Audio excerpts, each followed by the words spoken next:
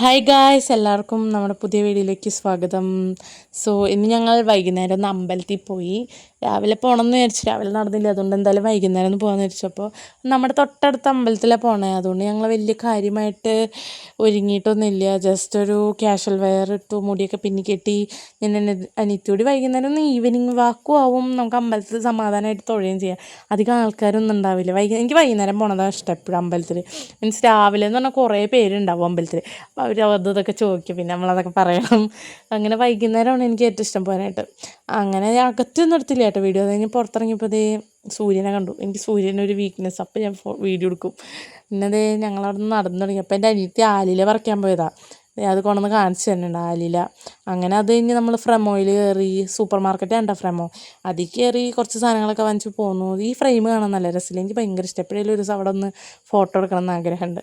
അങ്ങനെ അത് കഴിഞ്ഞ് നടന്ന് വീട്ടിലേക്ക് വരികയാണ്. അങ്ങനെ ഒരു ദിവസം പോയി. ഇത്രേ ഉള്ളൂ ഇപ്പോൾ എൻ്റെ ഒരു മിനി വ്ലോഗ്. ടാറ്റാ.